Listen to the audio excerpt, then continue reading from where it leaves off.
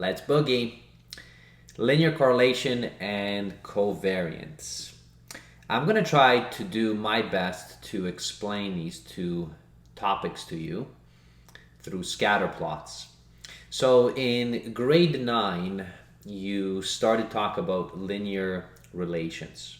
So it was your famous relationship between x and y. So x was your independent variable and then y was your dependent variable. You could plot points and then you can approximate, through a line of best fit if they would fit maybe some kind of a line. So I'm not going to go over, lines. I'm of course going to be assuming that you're familiar with the famous equation of y is equal to mx plus b, where m is the slope, b is kind of the y-intercept. So we borrow that analogy from linear relations into statistics. And in statistics, the word linear actually in here in this video is going to mean the same thing. And then correlation is going to mean a relationship that you have between two variables. And that relationship, we want to know how closely it approximates a line, where that line could have a positive slope, so there's a positive correlation, okay, or it could have a negative slope, or there's a negative correlation. And then there is kind of a range that we think about in statistics, how closely are they correlated. We can do it qualitatively. So if I would give you these plots, you can take a look at the plot and then you can see if we did have two data, then how closely are they related? Now, most of the time in statistics, you will study just a singular variable. So that variable, so some random variable that you measure, maybe, I don't know, the blood pressure, okay, of a patient, for instance, or temperature readings, all right, in some particular city, okay, and so on. So you can measure all of these quantitative variables, okay, so quantitative, that means we can actually measure and quantify, put a number on, but we most of the time just did one variable. Now, when we start talking about something like linear correlation and covariance, so there is a pair now of variables that we want to be able to see. We want to be able to see if one variable is related to another variable. And is there some kind of a relationship, some correlation in between them that we can spot? So that's the idea. So now instead of just having one variable, right, where we would just simply do bar graphs, for instance, okay, so, or histograms, or line graphs or something like that, now we have a relationship between, okay, a dependent variable and an independent variable, and then what the relationship between them is. So as I said, you can do it qualitatively. You can take kind of your sample, and I'll assume that it's a sample, not necessarily a population. So if we take a sample of points between one variable, let's say the x, okay, and we'll have those sample points, and at the same time we take another sample from the y variable, so we simultaneously are sampling, but we have two variables now. And now I have the x on the x-axis and then the y on the y-axis, so it's almost like an ordered pair that I'm doing.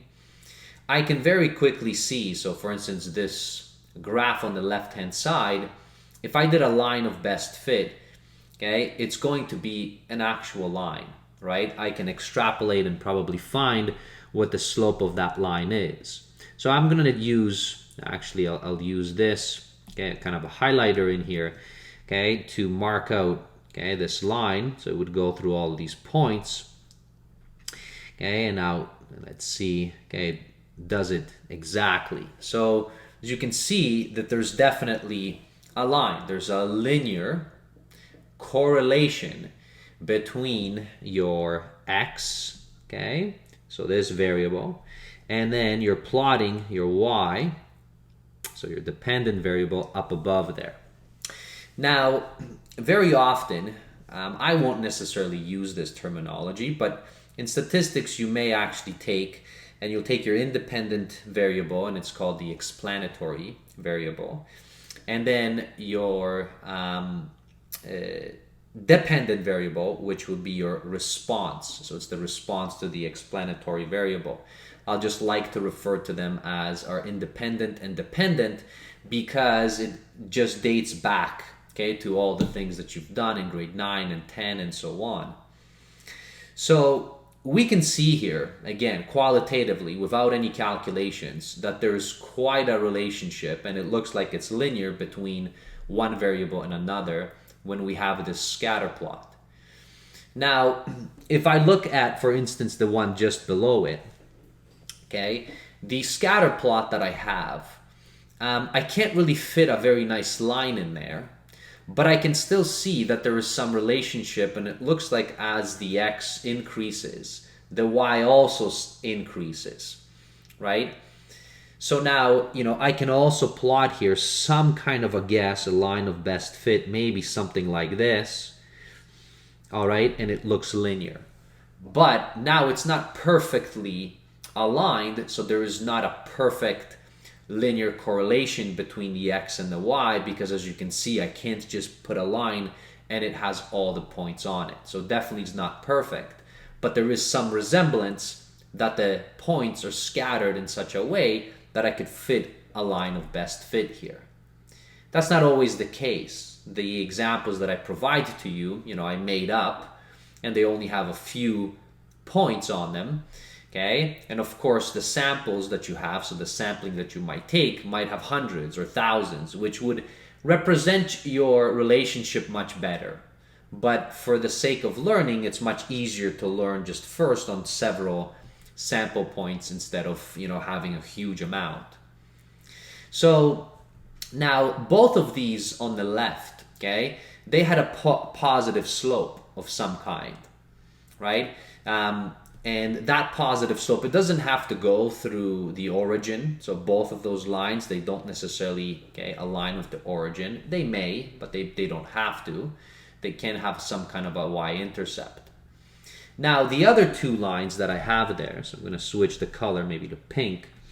Okay, so I can try here, and it looks like, this particular line is actually perfect, right? So this one is actually perfect, okay, or perfectly negative correlation between the points.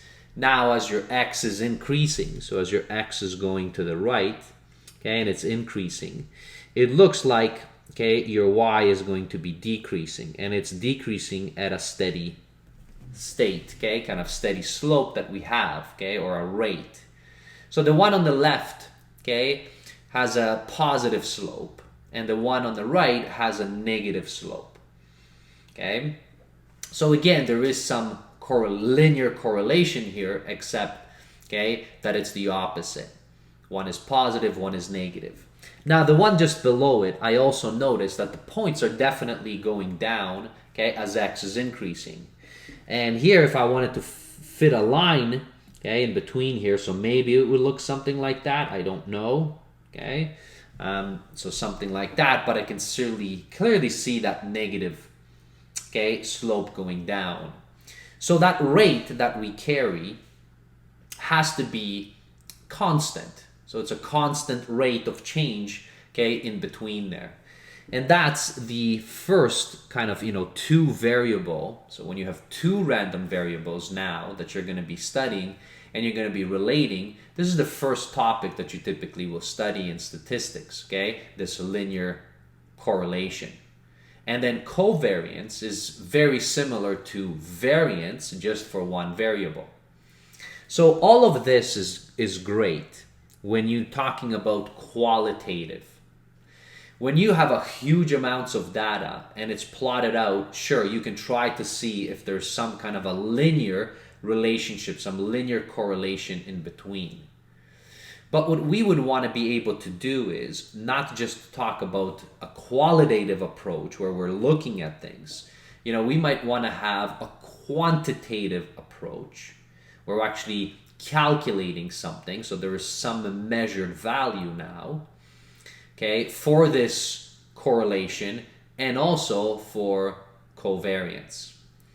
So let's now take a look, okay, at what that will include.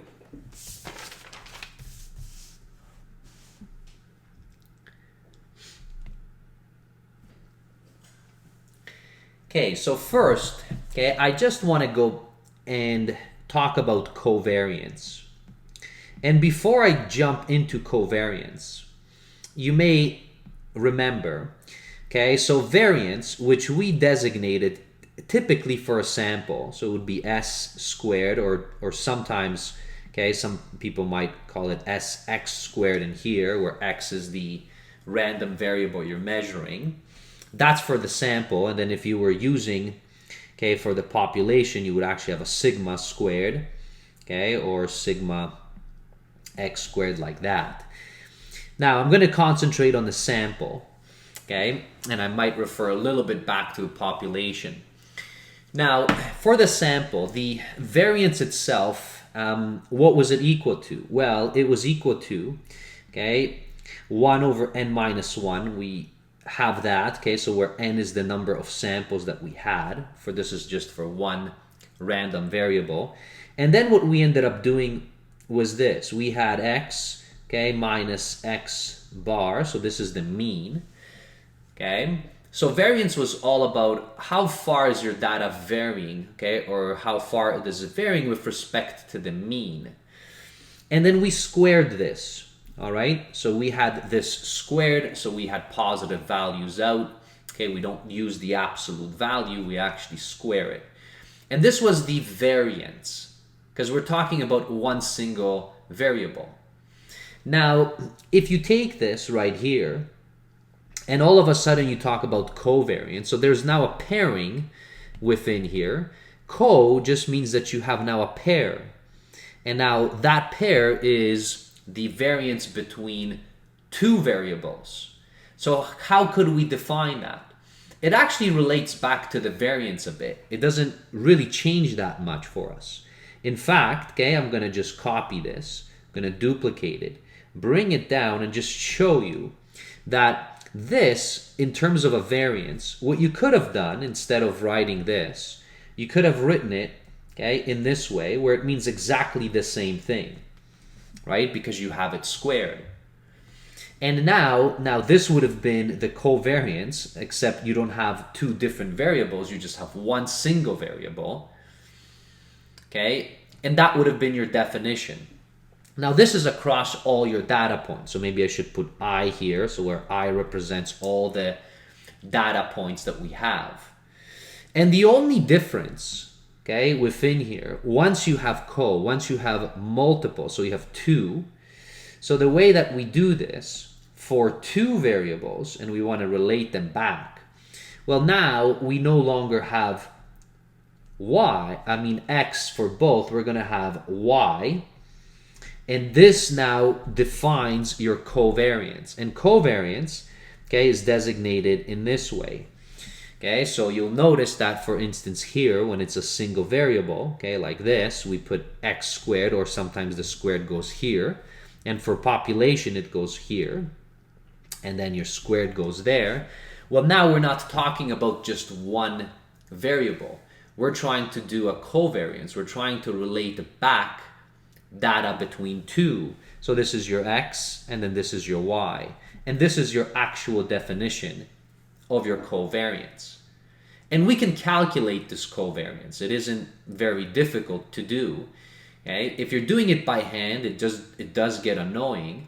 But luckily, for most students, even in high school, you're going to be using either a graphing calculator or you're going to be using an external tool. I, most of the time, just use Desmos because it's just so powerful and so easy. I don't have to carry calculators around.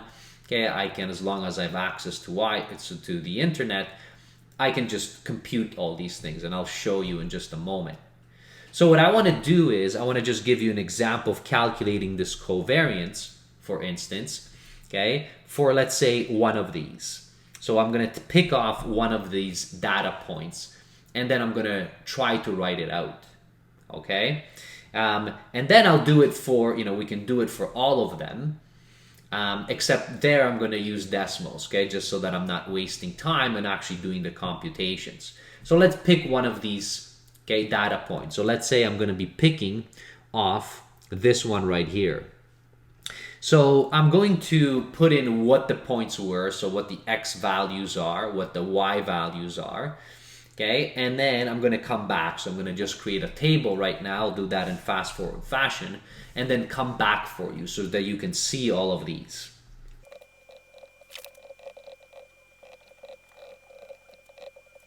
All right, so welcome back. I just wanted to show you. So here's the data. So I have my x, my y, and then I'm going to be calculating now x minus x bar. So that's going to be my mean, and then y minus y bar, okay? So let me input all of those in, again, fast forward fashion, and then I'll come back, okay? And then we'll just kind of compute, and then we're going to be able to compute this actual covariance for ourselves. And again, covariance is, how far the data is varying with respect to the means that we have. All right, so let me come back, okay, in just a moment.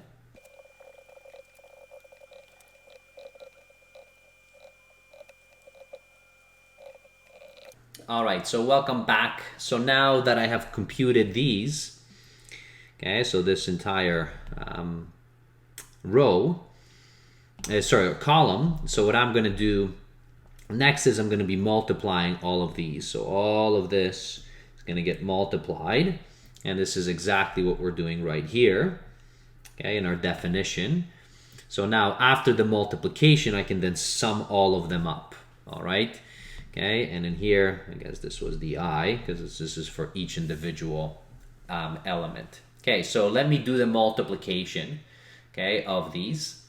And then after the multiplication, I'm going to be just adding it all up, all right? And then we're going to be, okay, afterwards dividing by n minus 1, okay, for this particular sample. It would have been divided by n, okay, if this was the population.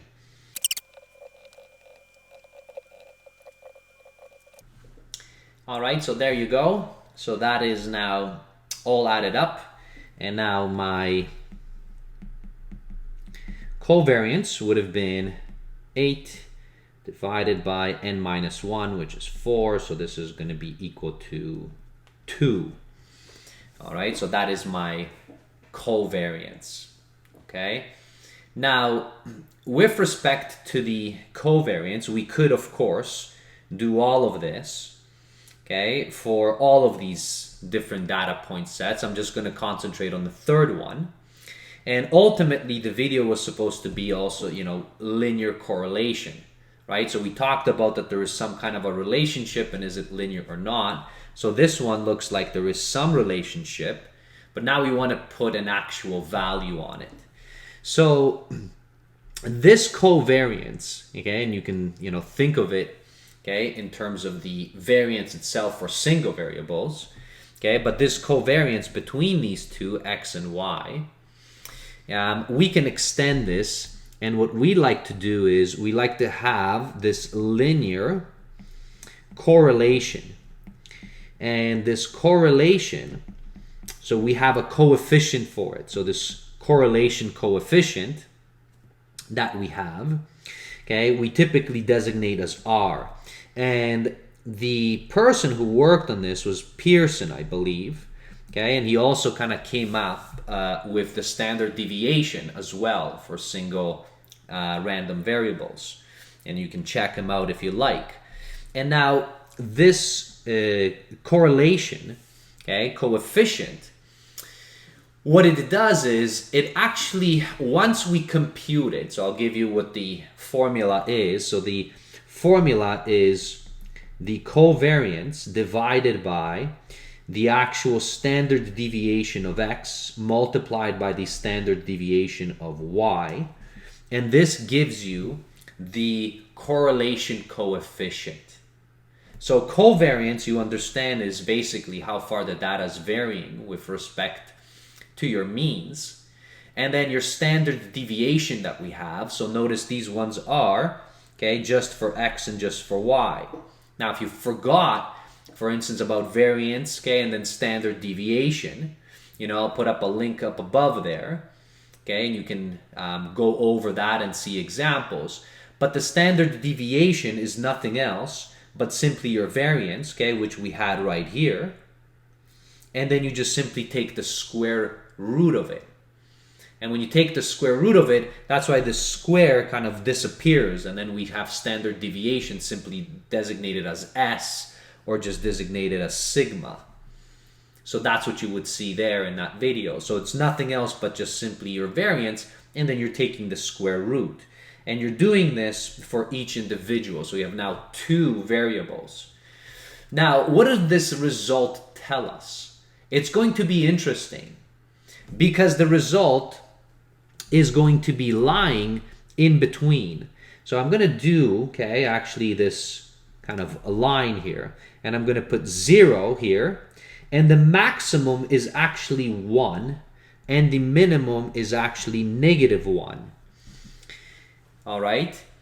So now within here, when the value is positive, so for this correlation coefficient, when this value is going to be positive, so it's going to be lying, you know, away from 0 on the right-hand side, and it's positive, then that means that that slope, okay, it has a positive slope. If we would plot a scatter plot and then try to approximate, okay, a line of best fit.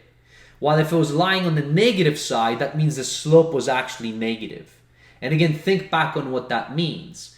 That means if your independent variable, your x, is increasing, if the result is positive, right, then that means your y is also increasing.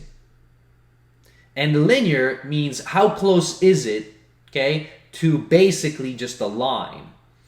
And then when the result is negative, it means that as x is increasing, your y is decreasing. So again, you can think of slopes. Now, the value of r is not the slope. So please don't think that. The value of r just tells you how closely they are correlated to a line, okay? And that line is going to be some y is equal to mx plus b. But this value of r is not this slope. It just tells you that if they are fully correlated, if they have a perfect correlation that is positive, this result is going to be 1. And that's called a perfect positive correlation. Okay, and that happened actually right here in this result, where we can just fit a line of best fit and it's just a line and you can clearly see that. Okay, now this result, when it's a perfect negative fit, where the slope is negative, this will actually lie on the other opposite side, and this is called perfect negative linear correlation. So you have a perfect positive linear correlation and a perfect negative linear correlation.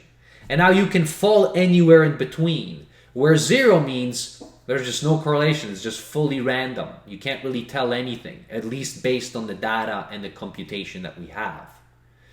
And then what we also like to do is, okay, if we're about, okay, and this is 1 over 3, and let's say this is 2 over 3. So in this range, okay, from 0 to 1 over 3, we call this weak. Okay, so weak linear correlation. If we are here between 1/3, okay, and 2/3, okay, when that value of r is between there, we call that moderate linear correlation, okay, and positive, because these are on the positive side. And then lastly, okay, between here and here, that means that there is a strong, right? So that there's a strong linear correlation.